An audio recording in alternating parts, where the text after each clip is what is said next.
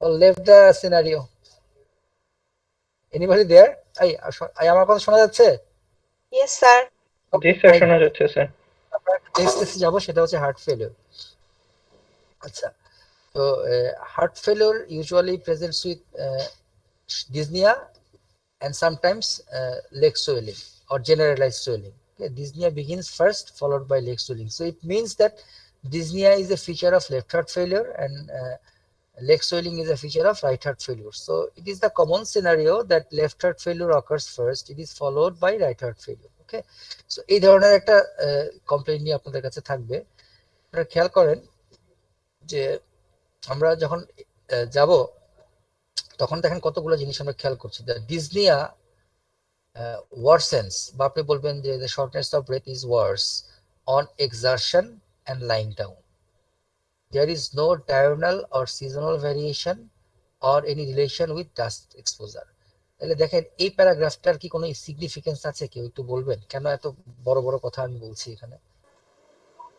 অনেক জি description sir, to হ্যাঁ এক্সক্লুড দ্য স্যার হচ্ছে differentials like sir bronchial asthma, fine then তারপর স্যার হচ্ছে sir acute exacerbation of COPD sir.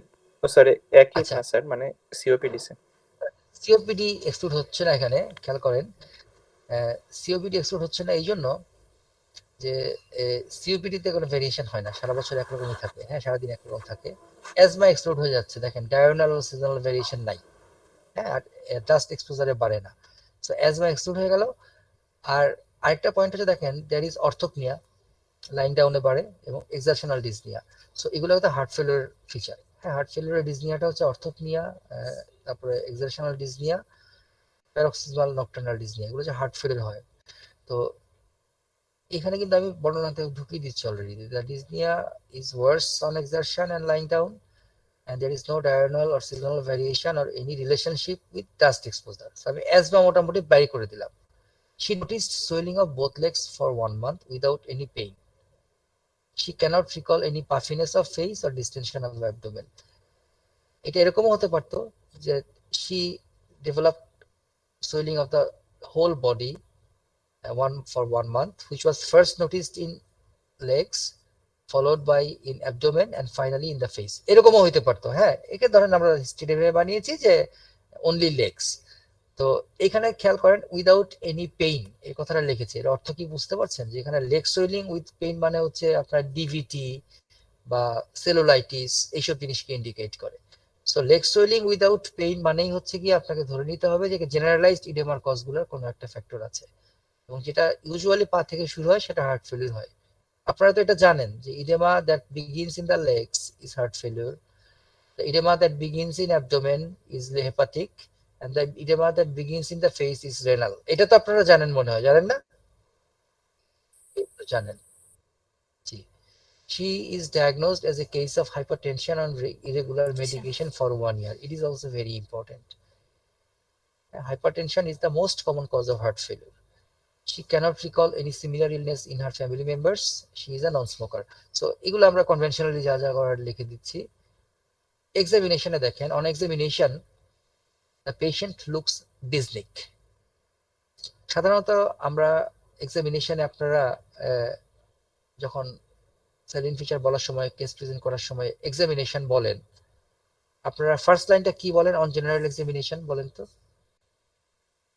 First লাইনটা কি বলেন?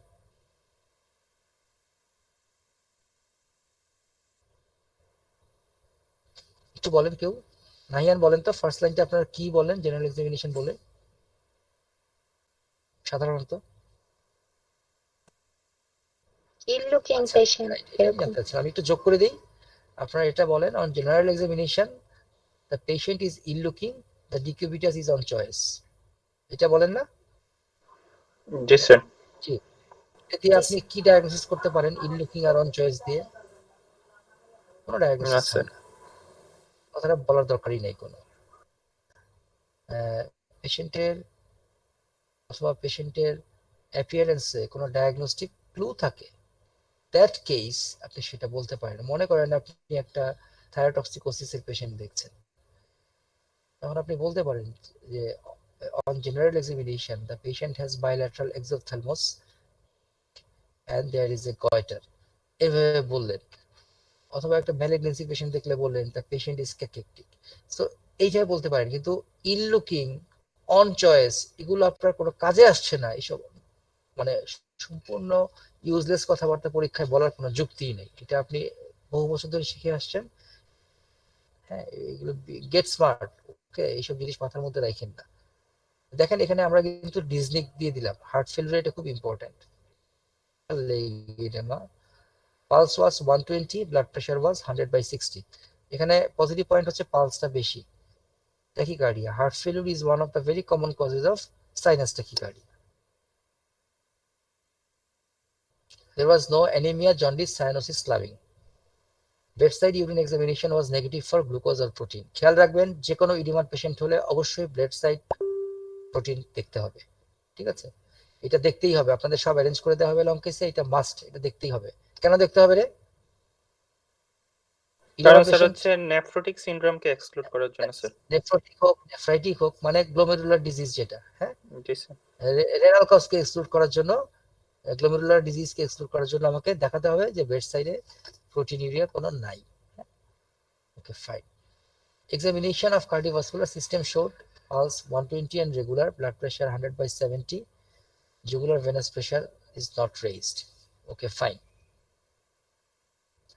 Apex beat was normal and located at left fifth intercostal space at 9 cm from midline. There was no thrill, palpable P2 parasitic. এটা একদম just ওরকমই cardiovascular detail বলছি এই জন্য, because আমাদের ডায়াগনোসিসটা হচ্ছে হার্ট ফেলিউর।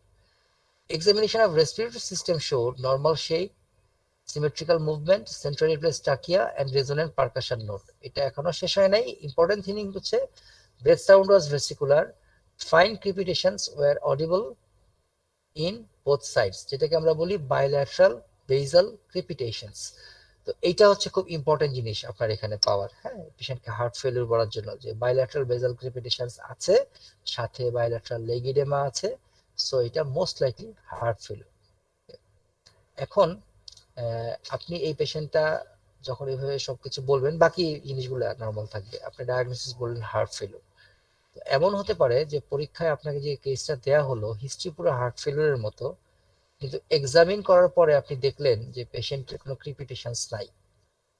ঠিক আছে, কোনো ক্রিপিটেশনস নাই। তো ইভেন কখনো দেখলেন ইডেমাও নাই। তো সেক্ষেত্রে এক্সামিনার তো বলবে যে কি ব্যাপার, তোমার পেশেন্টের ক্রিপিটেশনস নাই, ইডেমা নাই, তুমি তাকে কেন হার্ট ফেলিউর বলছো? এটার অ্যান্সার আপনি কি করবেন? কেউ একজন একটু সুন্দর করে বলেন, কি করবেন তখন? এমনিও এই পেশেন্টটারও খেয়াল করে দেখেন, এই পেশেন্টের কিন্তু জেভিপি রেজড না, তাই না? এটা তো হওয়া উচিত ছিল। জেভিপি রেজড না, লিভার পালপেবল না। সো এই পেশেন্টটা আপনি তাহলে এরকম যার কোনো ফাইন্ডিং পাচ্ছেন না, হিস্ট্রিটা হার্ট ফেলিউরের মতো, যখন ফাইন্ডিং আপনি পাচ্ছেন না, তখন আপনি how will you explain, how will you defend it? যখন এক্সামিনার আপনাকে ক্রস করবে যে তাহলে তুমি এটাকে কেন হার্ট ফেলিউর বলছো, তুমি যে পাচ্ছ স্যার না। কোশ্চেনটা একটু আরেকবার বলবেন। ট্রাকিকার্ডিয়াসিস মোস্ট লাইকলি পেশেন্টের লেফট ভেন্ট্রিকুলার ফেলিউর হইছে, রাইট হার্ট পর্যন্ত সেটা এক্সটেন্ড স্যার কোশ্চেনটা কি ছিল? কোশ্চেনটা ছিল হচ্ছে, যদি এরকম আপনি পেশেন্টকে হিস্ট্রি থেকে হার্ট ফেলিউর ডায়াগনোসিস করেন, কিন্তু এক্সামিন করে সবগুলা সাইন পেলেন না বা কোনো সাইনই পেলেন না, তখন এক্সামিনার তো আপনাকে বলবে তুমি হার্ট ফেলিউর বলছো কিন্তু কোনো সাইন নাই, তাহলে তুমি কেন বলছো? আপনার উত্তর হবে স্যার আমি হিস্ট্রি থেকে বলছি। তখন বললো তোমার হার্ট ফেলিউর পেশেন্ট তো ক্রেবস থাকা উচিত ছিল, ইডেমা থাকা উচিত ছিল, জেবিবি থাকা উচিত ছিল, কিছুই তো নাই, এগুলো কেন? তাহলে তুমি কেন হার্ট ফেলিউর বলছো? এর উত্তরে আপনি কি জবাব দিবেন? আমি এটাই জানতে চাচ্ছি। For example I am the examiner, আমি আপনাকে প্রশ্ন করলাম যে আপনি বলছেন হার্ট ফেলিউর, হিস্ট্রি দিতে পারে, অর্থোপেডিয়ার হিস্ট্রি দিতে পারে যে শুয়ে থাকে। আচ্ছা আপনি আমাকে সিম্পলি বলেন পেশেন্টের ইডেমা, জেভিপি, ক্রেবস এগুলো নাই কেন তাহলে? স্যার কারণ স্যার পেশেন্ট স্যার যদি স্যার ডায়ারেটিক্স থেরাপিতে স্যার থাকে, রাইট হার্ট এখনো ভালো আছে। শুনেন, রাইট হার্ট ভালো আছে, তাহলে ক্রেবস নাই কেন? ক্রেবস তো রাইট হার্ট থেকে আসে না, left heart failure. Sir patient sir diuretics therapy পাইলে স্যার এসব সিম্পটম থাকবে না স্যার। যে কোনো পেশেন্টেরই যদি কোনো সাইন না পান, সিমটম থেকে ডায়াগনোসিস করেন, তখন এক্সামিনারকে সোজা কথা বলবেন যে পেশেন্ট এখানে কয়েকদিন যাবত ভর্তি আছে, পেশেন্ট রিসিভ ট্রিটমেন্ট। হার্ট ফেলিউরের ক্ষেত্রে বলবেন পেশেন্ট ট্রিটমেন্ট পাচ্ছে স্যার, প্রবাবলি ডায়াবেটিক্স পাচ্ছে।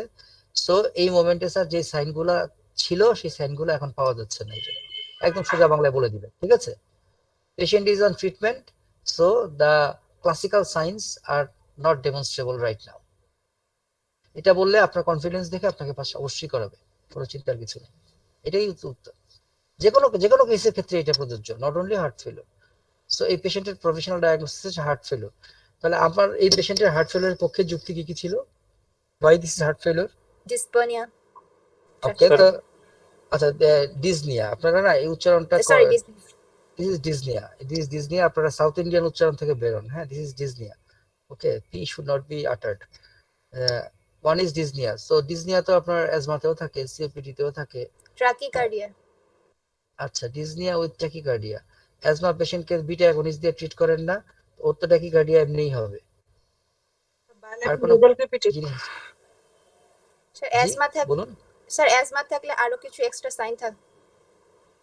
আচ্ছা, সেগুলা নাই, রাইট? তাহলে কি আছে সেটা স্যার বলেন। হার্ট ফেলিওরের ফেভারে স্যার এখানে আছে স্যার হচ্ছে পেশেন্টের ডিজনিয়া আছে, অন স্যার হচ্ছে এক্সারশন, দেন হচ্ছে হ্যাঁ। Bilateral leg swelling Good. আছে, দেন হচ্ছে there is bilateral basal crepitation. Good, fantastic.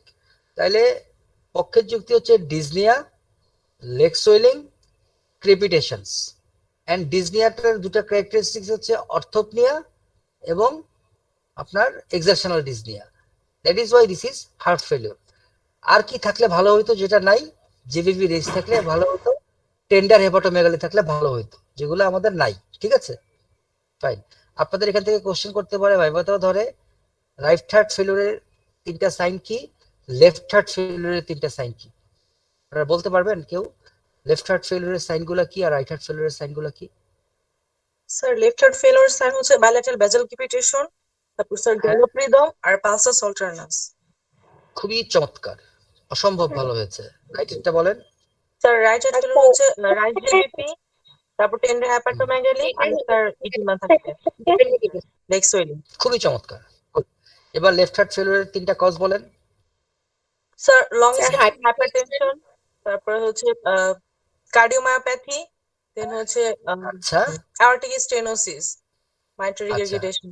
আচ্ছা, আরেকটা যেটা খুব ইম্পর্টেন্ট, যেটা আপনারা বলেননি, সেটা বলতেই হবে। হ্যাঁ সিস্টেমিক হাইপারটেনশন, হ্যাঁ, দুই নাম্বারটা বলতে হবে। এক হচ্ছে হাইপারটেনশন, মায়োকার্ডিয়াল ইনফারকশন। ইয়েস, মায়োকার্ডিয়াল ইনফারকশন, এটা হচ্ছে দুই। হ্যাঁ, প্রথম হচ্ছে হাইপারটেনশন মানেই সিস্টেমিক হাইপারটেনশন।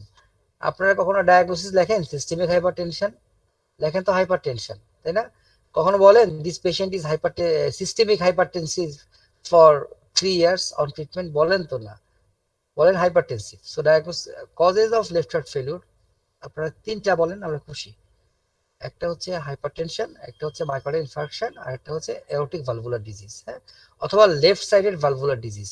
কেন, মাইট্রাল ভালভুলার ডিজিজও কিন্তু লেফট হার্ট ফেলিউর হতে পারে। মাইট্রাল রিগারজিটেশনে হয়, এওরটিক রিগারজিটেশনে হয়, এওরটিক স্টেনোসিসে হয়। ঠিক আছে, এগুলো হচ্ছে কমন কজ।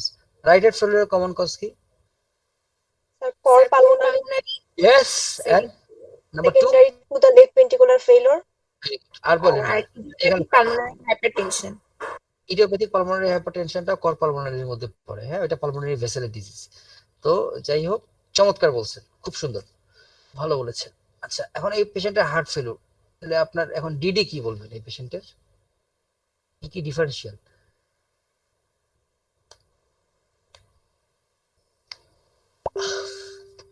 কোনো ডিফারেন্সিয়াল রাখবেন না? শ্বাসকষ্ট আছে? Sir acute severe bronchial asthma, exacerbation of COPD, tension pneumothorax. আচ্ছা, আমাকে একটু বলেন তো যে আপনার পেশেন্টের হিস্ট্রি হচ্ছে 6 মাস 1 বছর এরকম না? এরকম একটা লম্বা হিস্ট্রি। আপনি যে তিনটা ডায়াগনোসিস বললেন, এই তিনটা ডায়াগনোসিস দিয়ে কি এত মাস পেশেন্ট বসে থাকবে আপনার জন্য? টেনশন নিউমোথোরাক্স নিয়ে বসে থাকবে 6 মাস? পেশেন্ট তো মারাই যাবে এর মধ্যে ট্রিটমেন্ট না পেলে। তাহলে এমন কোন ডায়াগনোসিস বলেন যে ডায়াগনোসিসটা অনেক দিন ধরে আছে। অ্যাজমা বলতে পারিস। হ্যাঁ বলেন, অ্যাজমা। সিওপিডি। এটা বলেন, সিপিটি বলেন, কোনো সমস্যা নাই। আপনার যদি ইডেমা না থাকতো খুব ভালো, খুব আরো সহজ হতো। ইডেমা থাকায় একটু বলতে সমস্যা হচ্ছে। অ্যাজমাতে কখনো ইডেমা হয় না, সিওপিডিতে ইডেমা কোর পালমোনাল হয়ে হতে পারে। ঠিক আছে, তাহলে আপনি এটা ডিডি রাখেন, সিওপিডি উইথ কোর পালমোনাল, মনে থাকবে। ঠিক আছে, আপনার ডিডি কি? যদি ইডেমা থাকে ডিডি হচ্ছে সিওপিডি উইথ কোর পালমোনাল, আর যদি ইডেমা না থাকে তাহলে ডিডি হচ্ছে সিওপিডি। ওকে, বয়স যেহেতু বেশি, আর বয়স কম হলে ডিডি কি হতো? অ্যাজমা। খুব সিম্পল। আমি এখানে দ্বিতীয় একটা লিখেছি, interstitial lung disease with cor pulmonale. এটা চাইলে রাখতেও পারেন, নাও রাখতে পারেন, আপনার ইচ্ছা, বিকজ এটা সাথে ভালোই মিলে। এখানেও ক্রেপস থাকে, এখানেও ইডেমা থাকে, এখানেও ডিজনিয়া থাকে। হ্যাঁ, তো এটাও কিন্তু একটা খুব strong DD. COPD with cor pulmonale যেরকম একটা স্ট্রং ডিডি, এটাও একটা খুব স্ট্রং ডিডি। যদি আপনার ক্রেপস ইডেমা একসাথে থাকে, ডায়াগনোসিস তো হার্ট ফেলিওর, বাট খুব স্ট্রং ডিডি হচ্ছে interstitial disease, lung disease with cor pulmonale. আচ্ছা, বাই দা ওয়ে, আপনারা কি ইন্টারস্টিশিয়াল লাং ডিজিজ এই টার্মটার নামটা কি সাথে পরিচিত, নাকি এটা আমি নতুন কিছু বলছি? এই টার্মটা পড়েছেন না আপনারা? বলছিলাম স্যার আগে। অনেক আগে নাকি? না, অনেক আগে না না স্যার, স্যার, মানে পড়েছি স্যার। আচ্ছা, এটা আমি একটু সহজে বলে দিই। This is diffuse inflammation followed by fibrosis of both lungs symmetrically. দুইটা লাঙ্গে একসাথে ইনফ্লামেশন হয় এবং ফাইব্রোসিস হয়। ঠিক আছে, কোনো কোনো ক্ষেত্রে ইনফ্লামেশন না হয়, ডিরেক্টলি ফাইব্রোসিস হয়। তো ডিফারেন্ট কজেস আছে, যেরকম সবচেয়ে কমন কজ যেটা আমরা বলি নিউমোকনিওসিস, অকুপেশনাল লাইন ডিজিজেস, যেরকম কোল ওয়ার্কার্স নিউমোকনিওসিস, সিলিকোসিস, বাইসিনোসিস, হ্যাঁ, বার্ড ফ্যান্সিয়ার্স ডিজিজ। এগুলো হচ্ছে বিভিন্ন occupational exposure two different dust or different chemicals or different organic substance, এগুলোর কারণে হাইপার সেন্সিটিভিটি রিঅ্যাকশন হয়ে লাংসে ফাইব্রোসিস হয়। এগুলো হচ্ছে কোরপাল বলি আমরা নিউমোকনিওসিস। এটা one of the interstitial lung diseases. এরপরে ইন্টারস্টিশিয়াল লাং ডিজিজ আছে। ইন্টারস্টিশিয়াল লাং ডিজিজের মধ্যে একটা ইম্পর্টেন্ট হচ্ছে সার্কোইডোসিস। এটা ইডিওপ্যাথিক, কেউ জানেন না কজ। তারপর আরেকটা হচ্ছে ইডিওপ্যাথিক পালমোনারি ফাইব্রোসিস, আইপিএফ, এটার কজও জানা যায় নাই। Finally, interstitial lung disease can occur secondary to different rheumatological connective tissue diseases, যেরকম SLE, ankylosing spondylitis, rheumatoid arthritis, তারপরে হচ্ছে সিস্টেমিক স্ক্লেরোসিস। এই ধরনের ডিজিজগুলার অ্যাজ এক্সট্রা আর্টিকুলার ম্যানিফেস্টেশন কিন্তু লাং ফাইব্রোসিস হয়, যেটাকে আমরা বলি interstitial lung disease. So all these are a spectrum of disorder which together we name interstitial lung disease, which include pneumoconiosis, sarcoidosis, idiopathic pulmonary fibrosis, and ILD due to rheumatological diseases or ILD in connective tissue diseases. So এই পেশেন্টগুলোর কিন্তু এরকম long history থাকে, very long history of dyspnoea. Examine করলে তাদের same Krebs পাওয়া যায় আর সাথে আপনার ইডেমা পাওয়া যায়। তো এই ক্রেপসটা কিন্তু not due to heart failure, এই ক্রেপসটা হচ্ছে লাং ফাইব্রোসিসের জন্য এই ক্রেপসটা হয়। তো বাট ক্লিনিক্যালি কিন্তু খুব সিমিলারিটি আছে। এরও ডিজনিয়া আছে, এরও ক্রেপস আছে, এরও ইডেমা আছে, যে just like heart failure patient. এই জন্য এটা আমি রাখতে চেয়েছি, it's a very good thing, রাখলে খারাপ হয় না। ঠিক আছে, সো এটা কেন সিওপিডি না বলেন তো? সিওপিডির পক্ষে যুক্তি হচ্ছে এটাই যে সিওপিডি উইথ কোর পালমোনাল হতে হবে, আবার তাহলে সিওপিডি হয়ে রাইট হার্ট ফেলিওর হতে হবে। এটার পক্ষে যুক্তি হচ্ছে সিওপিডি উইথ কোর পালমোনাল হচ্ছে পেশেন্টের ডিজনিয়ার সাথে ইডেমা আছে, এটা সিওপিডি উইথ কোর পালমোনালে থাকে, প্লাস পেশেন্টের একটা লং হিস্ট্রি অফ স্মোকিং আছে, তো সিওপিডি তে স্মোকিং এর হিস্ট্রি থাকে। তো this are the points in this particular patient যে তার এটা হতে পারে। বাট এগেইনস্ট অনেকগুলো পয়েন্ট দেখেন। সিওপিডি তে আপনি লাং অসকালটেট করলে কি এক্সপেক্ট করেন? vesicular with prolonged exhalation. আর রংকাই। এই পেশেন্টের কি সেটা আছে? সেটা নাই। না স্যার। এটাই একটা ভেরি স্ট্রং পয়েন্ট এগেইনস্ট, এই পেশেন্টের কিন্তু লাং অসকালটেশনে সিওপিডির কোনো ফাইন্ডিং নাই। দ্যাট ইজ ওয়াই আমি এটাকে প্রভিশনাল ডায়াগনোসিস রাখি নাই। ঠিক আছে, no rhonchi, no barrel chest, no tracheal tug, palpable apex beat. সিওপিডিতে ইউজুয়ালি ইমপ্যালপেবল এপিক স্পিড হয়। আপনার এত কিছু বলা দরকার নাই, আপনি জাস্ট যদি এতটুকু বলতে পারেন যে অসকালটেশন করে আমি সিওপিডির যে ফাইন্ডিং গুলো আছে, like vesicular breath sound with prolonged expiration and rhonchi, এগুলোর কিছুই আমি এই পেশেন্টের পাই নাই, সো আমি সিওপিডি কে রাখতে চাই না। ঠিক আছে, আচ্ছা, আইএলডি এর ফেভারে সেম, আইএলডি উইথ কোর পালমোনাল, মানে আইএলডি সিওপিডি যেরকম কোর পালমোনাল হয়, আইএলডি তেও কোর পালমোনাল হয়। আচ্ছা, কোর পালমোনাল কি জিনিস কি আপনারা জানেন নাকি? এটা আগে বলেন তো, what is cor pulmonale? Heart fail করে। ফেল করে মানে Hypertension with or without heart failure. এটাই একে করবো। হয় নাকি? স্যার আমার কাছে মনে হচ্ছে মানে কোরপালমন কি এটা স্যার যে হার্টের জন্য লাংস নষ্ট হয়ে যাওয়াটা আচ্ছা, লাংসের জন্য heart yes, right ventricular hypertrophy হয়েছে হার্টে কিন্তু ড্যামেজ হচ্ছে লাংস আলটিমেটলি আচ্ছা, এটা একটু এরকম না কিছু স্যার কি লাংসের স্যার? জন্য ড্যামেজটা আচ্ছা, হার্ট আমি খুব সহজেই আচ্ছা বলে লাংস দিচ্ছি। এটা হচ্ছে সহজে হচ্ছে যে আপনার right ventricular hypertrophy with or without failure, তারপরে ডিজিজে রাইট ভেন্ট্রিকুলার উপর একটা প্রেসার ওভারলোড হচ্ছে, যে কারণে রাইট ভেন্ট্রিকুলারটা হাইপারট্রফিড হয়ে যাচ্ছে। এটা যখন আর কুলাতে পারবে না, when it will cross the limit, the right ventricle will fail. So right ventricular hypertrophy and plus minus failure due to disease of the secondary to disease of the lung or pulmonary vessels, ঠিক আছে? তো ওই সোজা কথায় লাংয়ের disease থেকে যদি right ventricular failure হয়, সেটা হচ্ছে কোর পালমোনাল। তো রাইট ভেন্ট্রিকুলার ফেলিউর হলে অবশ্যই ইডেমা হবে, সবচেয়ে কমনলি এটা পাওয়া যায়।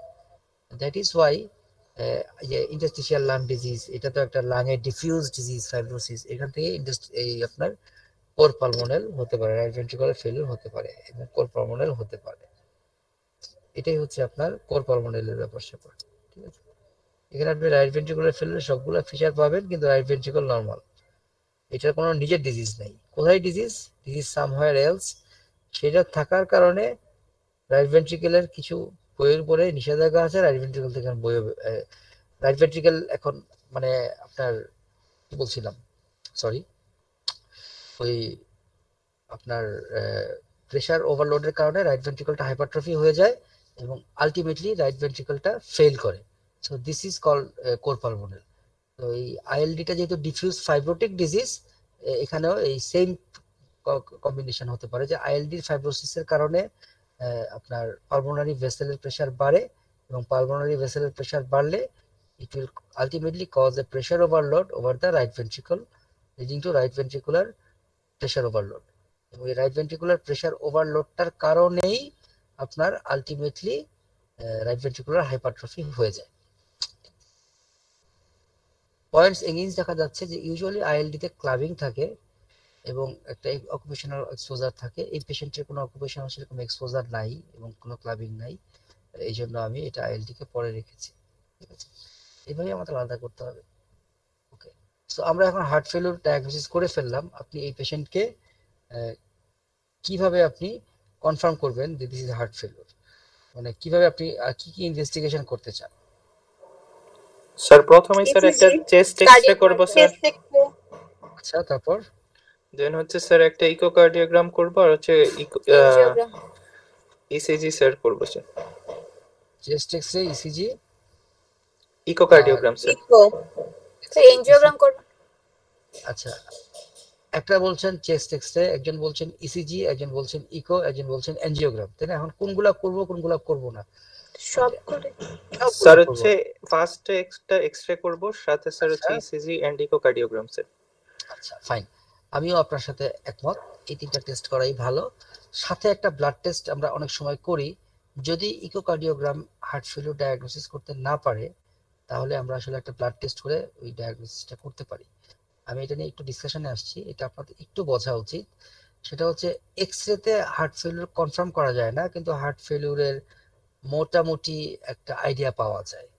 হ্যাঁ, হার্ট ফেলিউরের মোটামুটি একটা আইডিয়া পাওয়া যায় যে কিরকম, যে হার্টের সাইজটা বড় হয়ে যায়, pulmonary cardiomegaly yes, there is cardiomegaly, there is prominent pulmonary vessels, pulmonary tumour yes, yes, তারপর হচ্ছে পালমোনারি ইডেমা, এগুলো থাকে। তো এগুলোতে একটা আইডিয়া করা যায়। But heart failure by definition আপনাকে ইকোকার্ডিওগ্রামে প্রুফ করতে হবে যে হার্টের ইজেকশন ফ্র্যাকশন কম, লেস দেন 40% ইজেকশন ফ্র্যাকশন না হলে, কোনো কোনো বইয়ে বলে লেস দেন 50%, আপনারা 50 রাখেন, কোনো সমস্যা নাই, সংখ্যাটা মনে রাখা সহজ। So ejection fraction less than 50% হলেই আপনি বলতে পারবেন হার্ট ফেলিওর।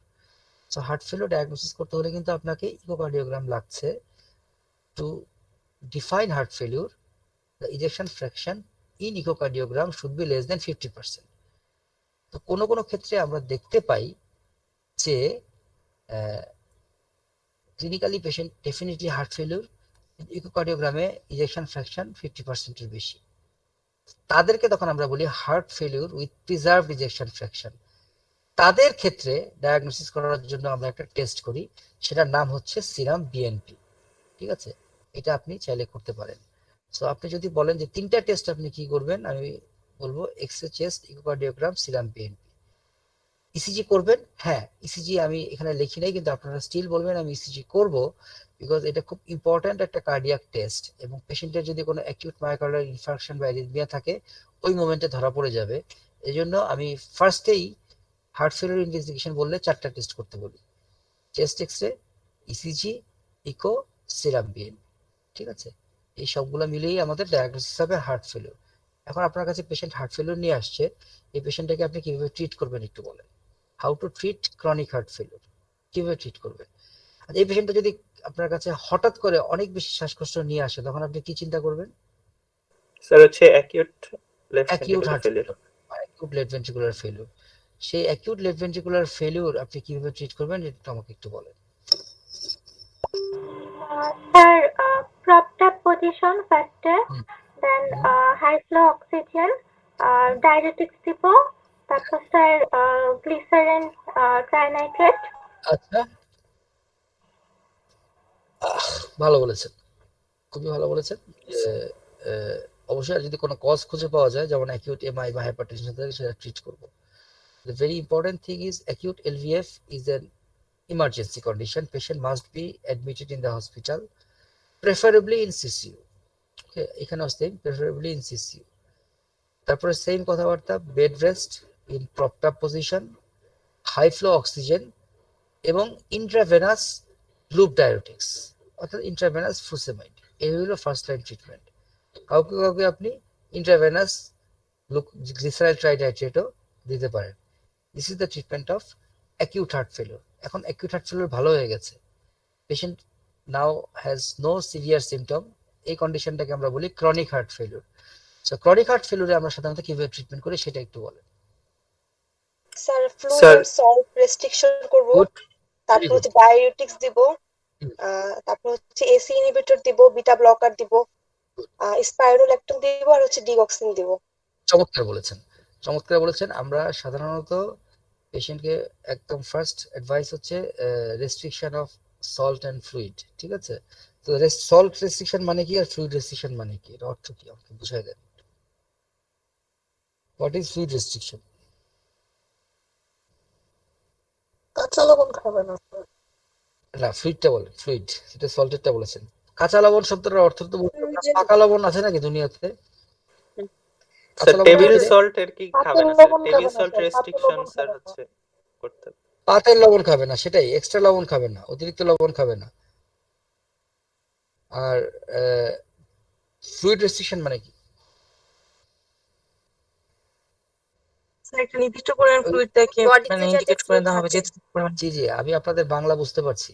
ফ্লুইড রেস্ট্রিকশন শব্দের বঙ্গানুবাদ করলে ওটাই দাঁড়ায়, বাট নির্দিষ্ট মানে কি এটা বোঝান। স্যার হচ্ছে যতটুকু এক্সপ্রেশন তার সাথে স্যার হচ্ছে 500 ইউরিন ml তার স্যার। থেকে আউটপুট 500 ml অ্যাড তার করব। সাথে 500 ml অফ ওয়াটার দিবেন। Right, previous day output plus 500 ml, এটা মনে রাখবেন, শব্দটা এভাবে বলবেন, previous day urinary output plus 500 ml। Good, ভালোই বলছেন। আর ড্রাগ আমরা সাধারণত 2টা ড্রাগ আমরা ফার্স্টে দেই, যে ডায়োটিক্স আর এসি ইনহিবিটর। তারপরে ধীরে ধীরে উই অ্যাড বিটা ব্লকার, এবং বিটা ব্লকারের মনে রাখতে হবে এই সপ্তাহটা ইউজ করতে হয় স্লো এসকেলেটিং ডোজ, আস্তে আস্তে ডোজ বাড়াতে হয়, ভেরি স্লো লো ডোজ থেকে শুরু করে আস্তে আস্তে বাড়াতে হয়। এরপর আমরা বিটা ব্লকার দিই, আমরা স্পাইরোল্যাকটন দিই। সো কোন বিটা ব্লকারটা সাধারণত হার্ট ফেলিওরে ইউজ করা হয় এটা একটু জিজ্ঞেস করতে পারে, কোন বিটা ব্লকার? আপনারা কি জানেন কোন which beta blocker is preferred in heart failure? Sir cardio selective beta blocker, অবশ্যই কার্ডিও সিলেক্টিভ প্রোনাল ইউজ করা স্যার হয়। এটেনোডল। ইসোপ্রোলোল, হ্যাঁ, কি প্রোনাল বললেন? আসলে বিসোপ্রোনাল ইউজ করা পসিবল, দেয়া যায়। প্রেফার্ড হচ্ছে এটেনোডল ও কার্বেডিলল। প্রেফার্ড, হ্যাঁ কার্বেডিলল। ঠিক আছে, ফাইন। আমরা সব করে ফেলছি। ইয়ে লুপ ডায়োটিক্স, বিটা ব্লকার, অ্যান্ডোস্টেরন, 1 ঘন্টা করে ডিগক্সি।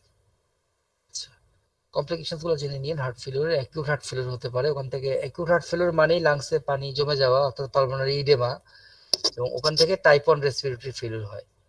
অ্যাকিউট হার্ট ফেলিওর থেকে অ্যাকিউট কিডনি ইনজুরি হতে পারে, কার্ডিওজেনিক শক হতে পারে, এবং ইলেকট্রোলাইট ইমব্যালেন্স হতে পারে। এগুলা শেষ আমাদের বলা ডায়াবেটিস। আচ্ছা শোনেন, 1টা বাজে, তো ওদেরকে এমন ছেড়ে দিই, ওদের তো মাথা টাথা ঘুরাচ্ছে। আরে আপনার মাথা ঘুরাচ্ছে না রে? জি স্যার। না স্যার, এটা আগে পড়ায় না। আমি আরো না ক্লাস স্যার, নিব, ঘোরাচ্ছে না স্যার। আমি তো আরো ক্লাস স্যার নিব। আজকে আরেকটা টপিক পড়াই দেন। ডায়াবেটিসটা পড়াই দিই। জি স্যার। হ্যাঁ, ওরা থাকতে যাচ্ছে না। শোনেন, কন্টিনিউয়াস যখন আপনি একটা মানুষের মাথায় ঢুকাতে থাকবেন তখন কিন্তু এটা প্রবলেম। হ্যাঁ, একটু পরে আর কিছু ঢুকে নাই, পরে দেয়াল দেয়াল চলে আসে। এটা কষ্টকর। সো ডায়াবেটিসের পেশেন্টস, আই ডায়াবেটিস দিয়েন লং কেসে, বুঝছেন? ডায়াবেটিস দিয়েন, ডায়াবেটিস ইজি পারা যাবে। Excessive micturition for 1 month, excessive thirst for 1 month, weight loss for 1 month, মানে একটা শর্ট হিস্ট্রি থাকছে 1 মান্থের, যে পলিউরিয়া, তারপর হচ্ছে পলিডিপসিয়া আর ওয়েট লস, এরকম একটা হিস্ট্রি আপনারা বানায় দিয়ে দিবেন পেশেন্টকে। এগুলা সব কথা। দেখেন, there is an increase in both the frequency and amount of voiding. এই কথাটা খেয়াল করেছেন? Both the frequency and amount of voiding. Yes sir. এই কথাটার অর্থ কি বাংলায়? স্যার ইউরিনের অ্যামাউন্টও বেশি থাকবে, আবার বারবার বাথরুমও যাওয়া লাগবে। যদি অ্যামাউন্টটা বেশি না থাকতো আর বারবার যেত, কিন্তু অ্যামাউন্টটা বেশি না থেকে স্মল থাকতো, তাহলে কি বলতাম আমরা তখন সেটাকে? Sir renal enlargement. তখন সেটাকে, জিনিসটাকে বলতাম ফ্রিকোয়েন্সি অফ ইউরিন। আর এটা ইউজুয়ালি হয় হচ্ছে ইউটিআই তে অথবা বিইপি তে, ঠিক আছে? তারপরে দেখেন, আমরা এবারে ডিনাই করে দিয়েছি, she denies any fever, dysuria or lower abdominal pain. তার মানে এই যে বেশি বেশি যাচ্ছে, এটা ডায়াবেটিসের জন্যই যাচ্ছে, কারণ পরিমাণ কমে নাই, আর সাথে ইউটিআই এর যে অন্যান্য ফিচার যেমন ফিভার, ডিজিউরিয়া, লোয়ার অ্যাবডোমিনাল পেইন, এগুলো কিছু নাই। বুঝতে পারছেন? তাহলে এটা ডায়াবেটিসই, এটা ইউটিআই না। এটা আমরা হিস্ট্রির মাধ্যমে বলে দিলাম। This is accompanied with excessive thirst. She also complains of weight loss with increased appetite for the same duration. There was no neck swelling, excessive sweating or palpitation. এটার ব্যাপারটা কেন? এই কথাগুলো কেন? Thyroid hypothyroid.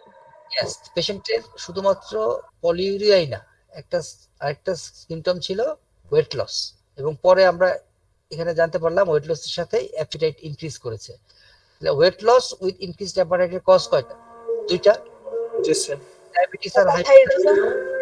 আমি এখানে যখন বলে দিলাম no neck swelling, no excessive sweating and no palpitation, তাহলে হাইপারথাইরয়েডিজমটা বাদ হয়ে গেল। এখন তাহলে আমার সব মনোযোগ থাকবে ডায়াবেটিসের দিকে। তো আপনার হিস্ট্রি বানাতে হবে সেভাবে যে যেন হিস্ট্রির মাধ্যমেই আপনার ডিডি সব এক্সক্লুড হয়ে যায়। তাহলে দেখেন, আমার সিম্পটম ছিল 2টা, একটা হচ্ছে ঘন ঘন পেশাব হওয়া বা বেশি বেশি পেশাব হওয়া, আর একটা ছিল হচ্ছে ওয়েট লস। বেশি বেশি পেশাব হওয়ার ডিডি ছিল হচ্ছে গিয়ে ইউটিআই, আমি ওটা দূর করে দিলাম, এটা জানিয়ে দিয়ে যে আমার অ্যামাউন্ট কমে নাই এবং আমার সাথে কোনো ডিজিউরিয়া নাই, আমার কোনো ফিভার নাই। ওয়েট লসের সাথে ডিডি ছিল হচ্ছে হাইপারথাইরয়েডিজম, এটার ডিডিও হাইপারথাইরয়েডিজমকে আমি বের করে দিলাম, এটা বলে যে পেশেন্টের কোনো সোয়েটিংও বাড়ে নাই, পেশেন্টের কোনো প্যালপিটেশন নাই, পেশেন্টের স্লিপ নরমাল। এইভাবে কিন্তু আমাদের ডিডি গুলোকে এক্সক্লুড করে দিতে হয়।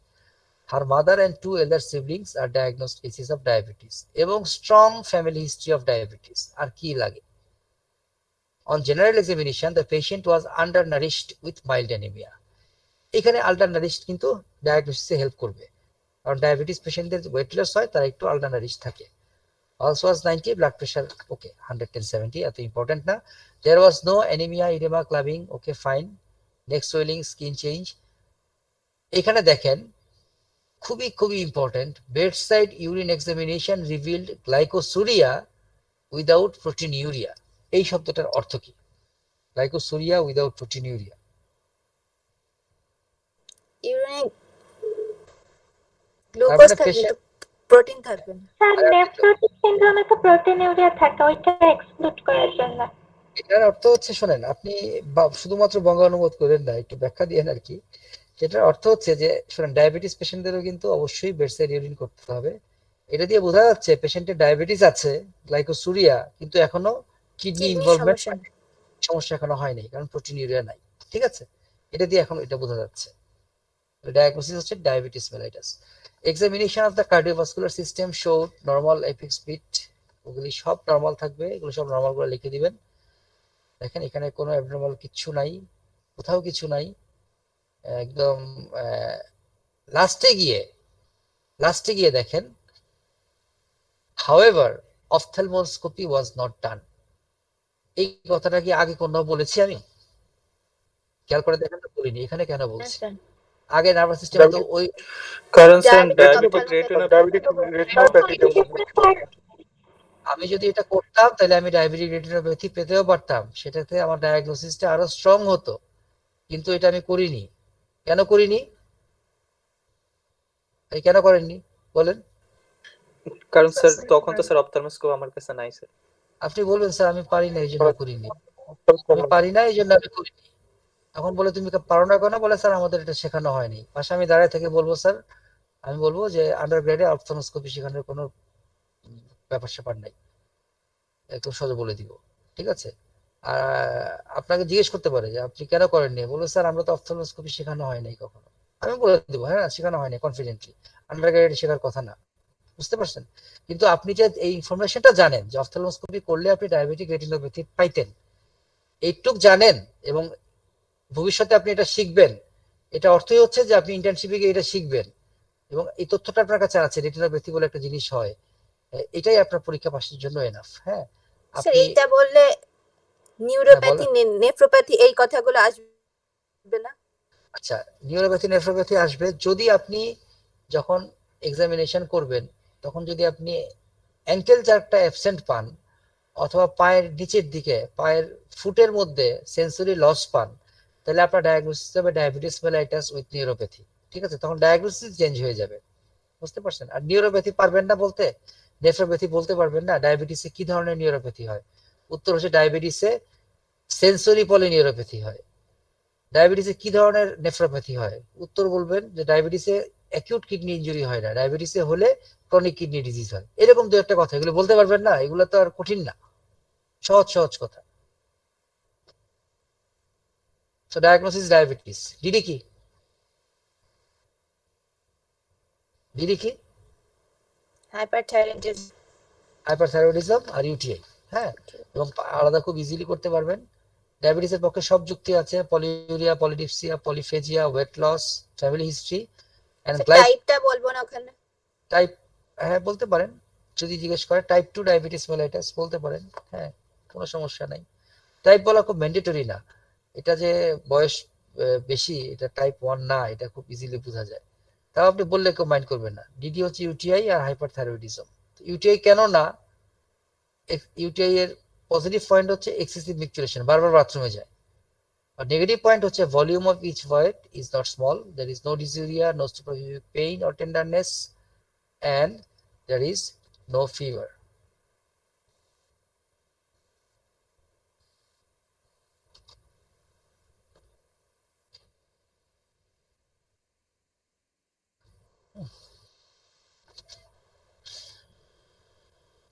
আর points in favour of thyrotoxicosis same, weight loss with increased appetite.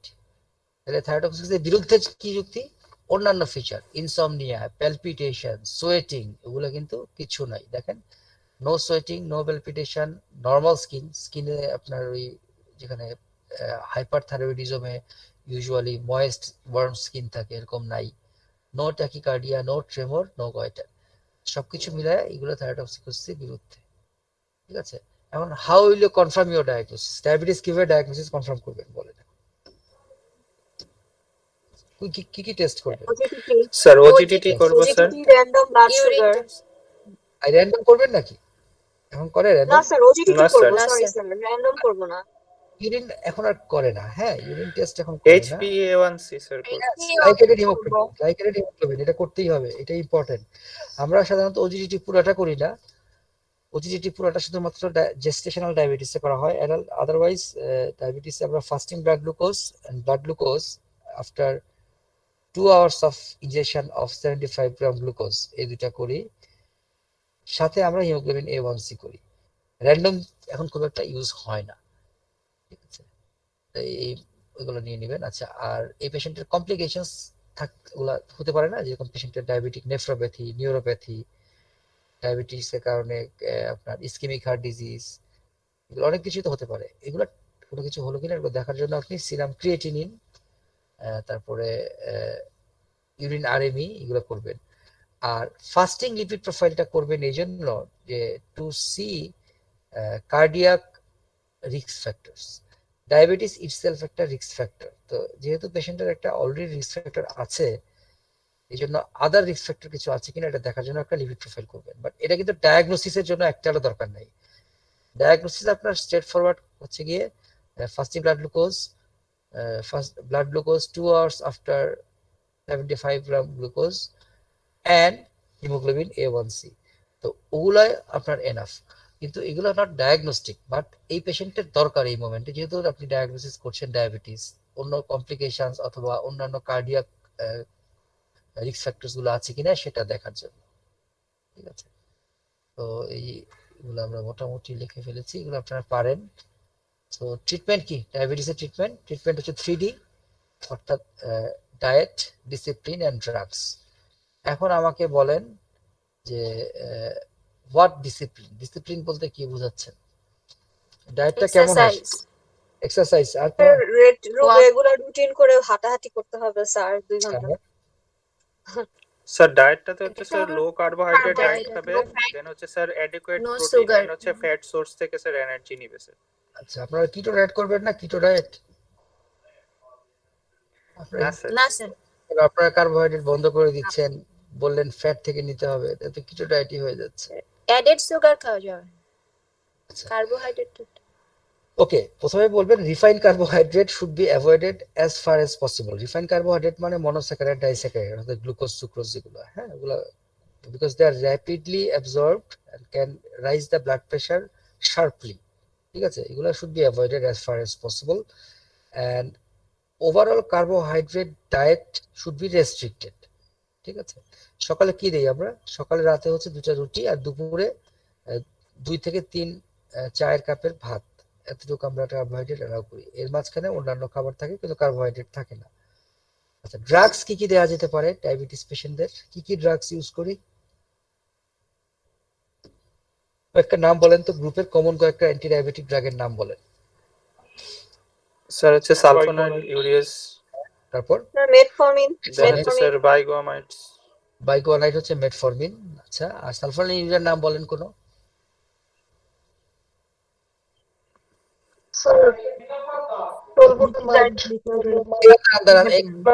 এই টলবিউটামাইডটা কে বললো রে? টলবিউটামাইড কে বললো?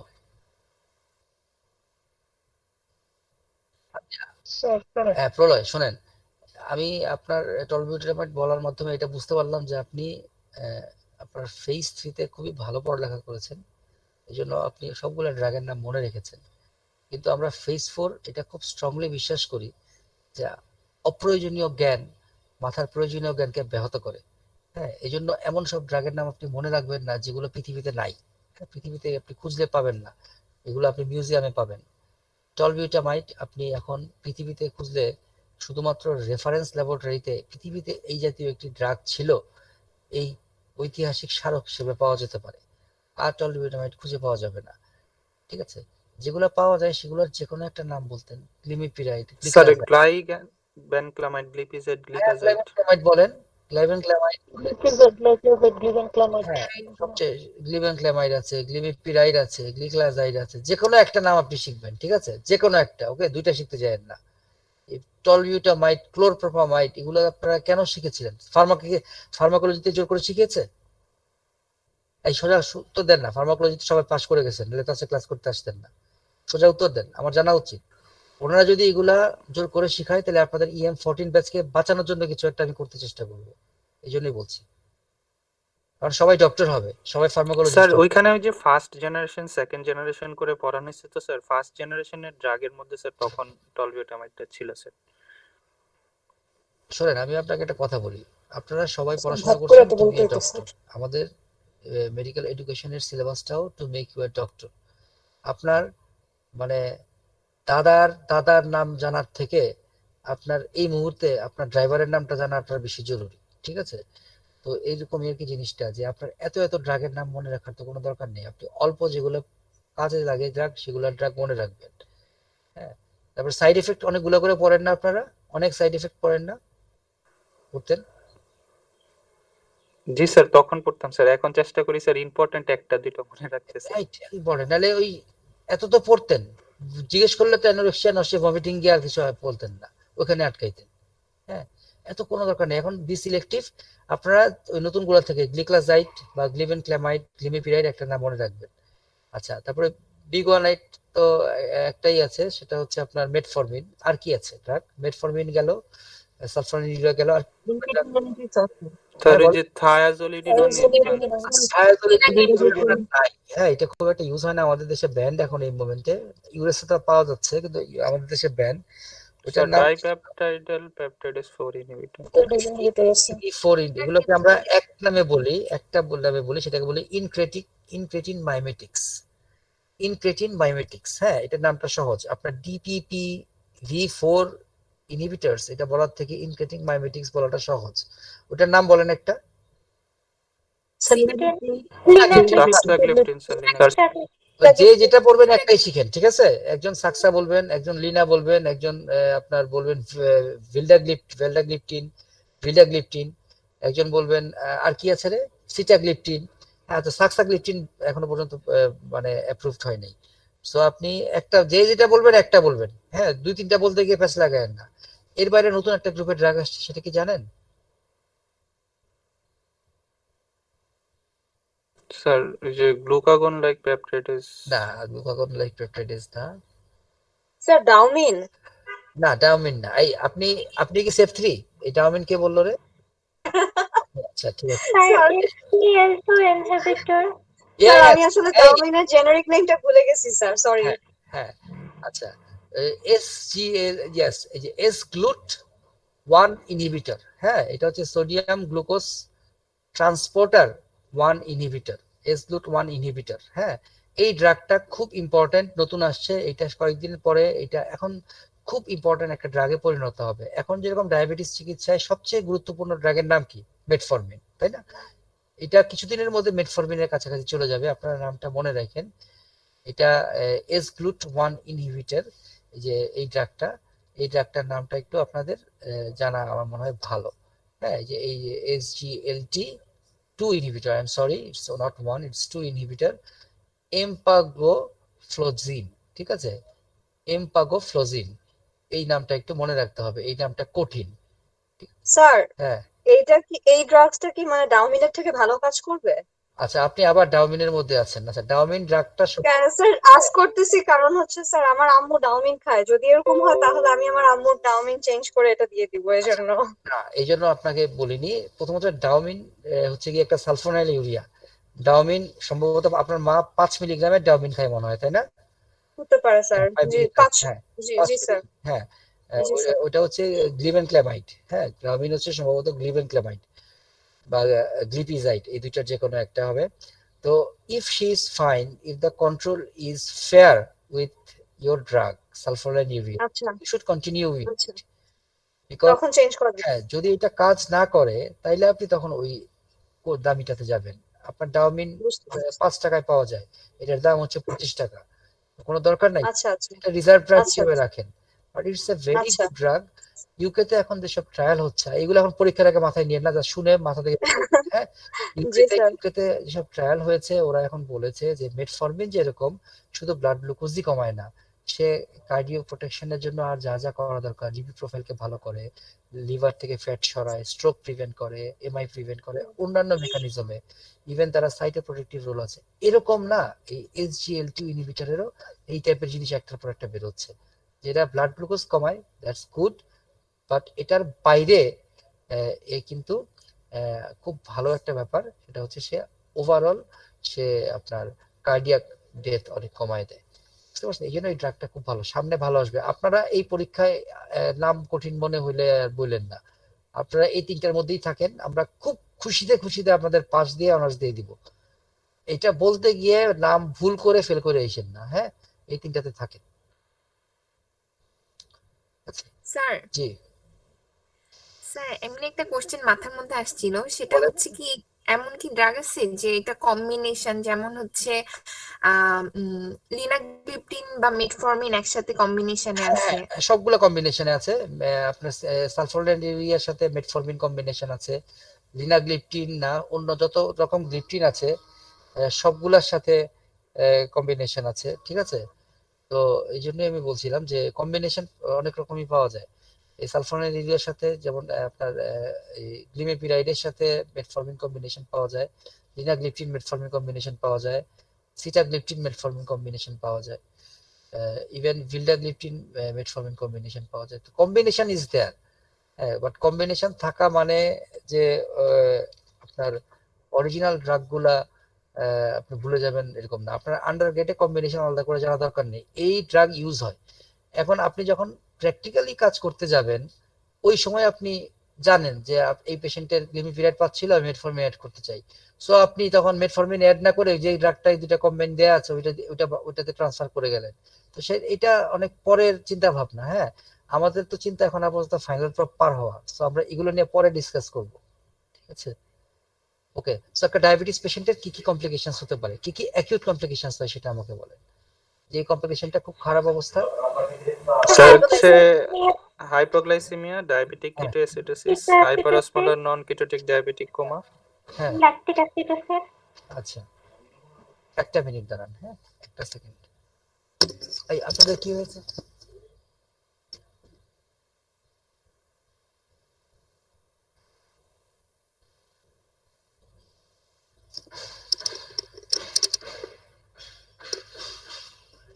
হ্যাঁ, কি কি হতে পারে বলেন তো?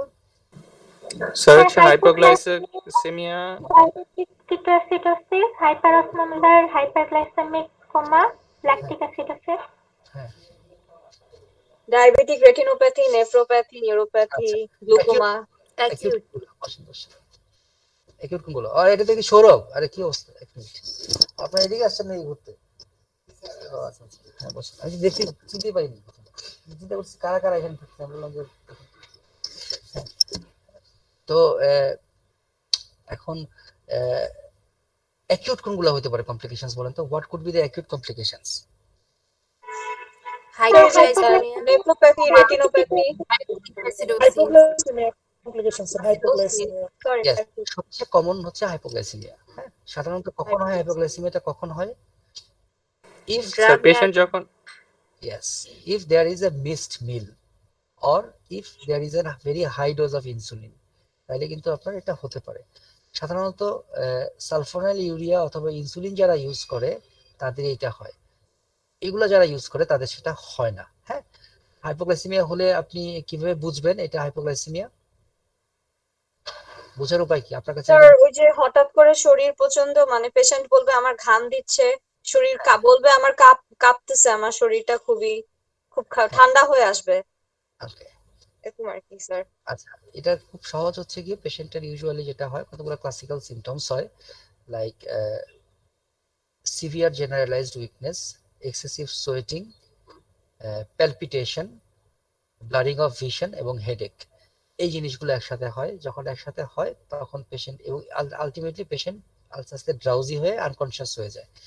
This is called hypoglycaemia. যখন হবে তখনই আপনি ব্লাড গ্লুকোজ মাপবেন এবং পেশেন্টকে সঙ্গে সঙ্গে গ্লুকোজটা রিপ্লেনিশ করবেন। অর্থাৎ পেশেন্ট যদি কনশিয়াস থাকে তাকে মুখে চিনি খেতে দিবেন, আর পেশেন্ট যদি আনকনশিয়াস থাকে তাহলে পেশেন্টকে ইন্ট্রাভেনাস ডেক্সট্রোজ দিবেন, ইন্ট্রাভেনাস ডেক্সট্রোজিন অ্যাকোয়া দিবেন। 25% পাওয়া যায় এটা, অল্প কিছু 25 to 100 ml দিলেই পেশেন্ট মোটামুটি ঠিক হয়ে যায়। তো পেশেন্ট যদি 25% গ্লুকোজ ইন্ট্রাভেনাস দেওয়ার পরেও তার হাইপোগ্লাইসেমিয়া কারেক্ট না হয়, সেই ক্ষেত্রে আমরা ইন্ট্রামাসকুলার গ্লুকাগন দিতে পারি। হ্যাঁ, তো ট্রিটমেন্টটা খুবই সোজা, যে আপনার এই জিনিসগুলো থাকে: sweating, palpitation, tremor, hunger, impaired consciousness, oral glucose if patient conscious, IV glucose if unconscious, and IM glucagon if refractory case. এই লাইনটা মনে রাখলেই আপনাদের হবে। আচ্ছা, ডায়াবেটিক কিটোএসিডোসিস কিভাবে বুঝবেন? দেখেন, ডায়াবেটিক কিটোএসিডোসিস সাইন সিম্পটমস হচ্ছে drowsiness, ketone breath, yes, acetone breath, এবং অ্যাবডোমিনাল পেইন, ডিহাইড্রেশন, এবং কুসমোলস ব্রিদিং বলে থাকে, সাথে একটা অ্যাসিটন ব্রেথ থাকে, অর্থাৎ খুব সুন্দর মিষ্টি একটা গন্ধ বেরোয়, সুন্দর মিষ্টি একটা একটু অ্যালকোহলের মতো মিষ্টি গন্ধ বেরোয় আর কি, ঠিক আছে। আর কাসমোলস ব্রিথ মানে হচ্ছে ভেরি র্যাপিড অ্যান্ড, এই কাসমোল ব্রিথটা কেমন, কেউ একজন বাংলায় বলেন তো, এবার আমি ধরেছি। How does it look, Kussmaul's breathing কেমন হয় দেখতে? স্যার হচ্ছে পেশেন্টের ইন্সপিরেটরি ফেস স্যার অনেক বেশি থাকবে, মানে শ্বাস বেশি নেবে কিন্তু ছাড়বে কম স্যার। তাহলে তো লাংস ফেটে যাওয়ার কথা রে, যদি শরীর নিতেই থাকে আর কম ছাড়তে থাকে তাহলে লাংস তো ফুলতে থাকবে। স্যার এয়ার হাঙ্গার বেশি থাকবে, মানে শ্বাস নিতেই থাকবে কিন্তু সে তার মনে হবে যে সে স্যাটিসফাইড না, মানে আচ্ছা রাইট, সে স্যাটিসফাইড না, কিন্তু আমি সোজাসুজি বলি, ব্রেথটা কি ডিপ ব্রেথ না shallow? Shallow breath. Deep breath, deep sir and deep and rapid sir. Deep breath থাকবে স্যার। কারা শ্যালোর পক্ষে, তারা দু একজন নাম বলেন। Shallow breath. Shallow breath. আচ্ছা শ্যালো কারা কারা বললেন? একজন বললেন প্রণয় কি শ্যালো বললেন? জি স্যার শ্যালো। হ্যাঁ, আর কে শ্যালো বললেন? Sir Dipti shallow. আর একটু না বলেন না, আমি কি আপনাদের গুলি করছি নাকি, এত ভয় পান কেন? আচ্ছা, আর বাকিরা সবাই ডিপের পক্ষে? জি স্যার আমি ডিপ স্যার। জি স্যার আমি ডিপের deep and rapid breath sir. Yes, the thing is it is deep. এটা আপনার শ্যালো হওয়ার কোনো কারণ নাই, এইটা একটা শব্দ ডেভিডসন এবং হাচিসনে আছে, shallow, it's not shallow, shallow. হ্যাঁ, তো স্যালো শব্দটার অর্থ হচ্ছে গিয়ে খুব তাড়াহুড়া করে করা, but it does not mean এটা শ্যালো। এটা ভুলে অনেকে শ্যালো বলে ফেলে, খেয়াল করবেন এটা অলওয়েজ ভেরি ডিপ ব্রেথ। হ্যাঁ, এটা কাসমলস ব্রিথ। আমি একটু স্পেলিংটা ঠিক করে দেই, এখানে অ্যাপোস্ট্রফি এসটা আসলে এর আগে একটা পড়ে গেছে। So it is a very deep and rapid breathing, ঠিক আছে, অনেকটা জিকিরের মতো। হ্যাঁ, ডিপ অ্যান্ড র্যাপিড ব্রিদিং। এটা কেন করা হয়? যে পেশেন্টের শরীরে অ্যাসিড জমে গেছে, কিটো অ্যাসিড, তাড়াতাড়ি ব্রিথ করে শরীর থেকে কার্বন ডাই অক্সাইড বের করে দেওয়া হয়। যখন কার্বন ডাই অক্সাইড বের করে দেওয়া হয় তখন আপনার এই ডিপ ব্রিদিংটা হয় আর কি। তখন কার্বন ডাই অক্সাইড শরীর থেকে বেরিয়ে গেলে ব্লাডের অ্যাসিডিটি কমে যাবে। এই উদ্দেশ্যে এটা it is a compensation for the metabolic acidosis. Okay, তো কিভাবে ট্রিট করবেন ডায়াবেটিক কিটোঅ্যাসিডোসিস? কিভাবে ট্রিট করবেন, এই যে পয়েন্টগুলো খেয়াল করেন, বইয়ে অনেক কঠিন দেয়া, আপনারা এই কয়টা লাইন মনে রাখেন just. IV fluid, short acting insulin, IV potassium, broad spectrum antibiotic, just এই কথাগুলো মনে রাখেন, ফাইন এনাফ। তো আইভি ফ্লুইড বলার পরে এর পিছন দিয়ে যদি কোশ্চেন আসে কতটুকু ফ্লুইড লাগে, তখন বলবেন যে ইউজুয়ালি 6 লিটার লাগে, 3 litre normal saline, next 5 litre আর 3 লিটার ডেক্সট্রোজিন অ্যাকোয়া। ইনসুলিন কিভাবে দেয়? প্রেফারেবলি ইনফিউশন পাম্প দিয়ে দেয়, যদি ইনফিউশন পাম্প না থাকে তাহলে ইন্ট্রামাসকুলার দেওয়া যেতে পারে। এই ডোজ মনে রাখতে গেলে আপনার এটা অনেক কঠিন হয়ে যাবে, কোনো দরকার নাই, রিটেনে কোনোদিনই ডোজ আসে না, ওরালে অত সময় থাকে না ডোজ শোনার মতো। আপনি যে এই 4টা জিনিসের নাম জানেন এটা বলতে পারলেই এক্সামিনার অনেক বেশি খুশি হয়, ঠিক আছে।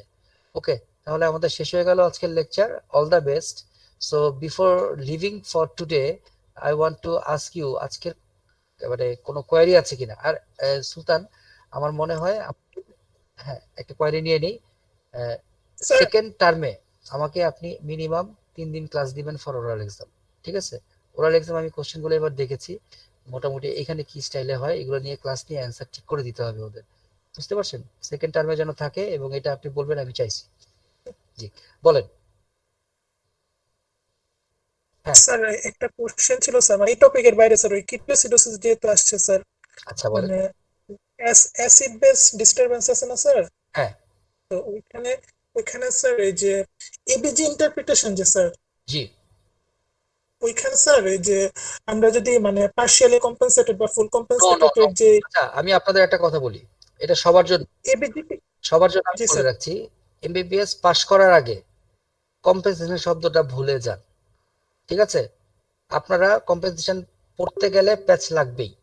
আপনারা শুধু মনে রাখেন কম্পেনসেশন হওয়ার আগে কি সিনারিও হয়, অর্থাৎ পিএইচ নরমাল কম না বেশি, পিএইচ বেশি মানে অ্যালকালোসিস, পিএইচ কম মানে অ্যাসিডোসিস।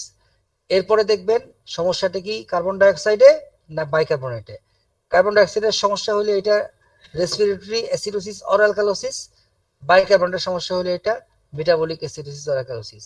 কোনো কম্পেনসেশনে গিয়ে মিক্সচার করতে যায়েন না, একদম প্যাচ লেগে ভর্তি হয়ে যাবে। এমবিবিএস পাস করেন, আমি আপনাদের দায়িত্ব নিয়ে যাবতীয় কম্পেনসেশন শিখাই দিব। আপাতত নো কম্পেনসেশন, অনলি প্রাইমারি অবস্থাটা শিখেন। এই জিনিস করতে গিয়ে প্রচুর লোকজন পরীক্ষার হলে প্যাচ লাগিয়ে শহীদ হয়ে আসছেন, ইতিহাস সাক্ষী। এই কাজ করতে যায় না এমবিবিএস এর আগে, ঠিক আছে? পরীক্ষা শেষ হোক তারপরে। Yes. Assalamu alaikum. আসসালামু আলাইকুম। ওয়ালাইকুম আসসালাম, থ্যাংক ইউ।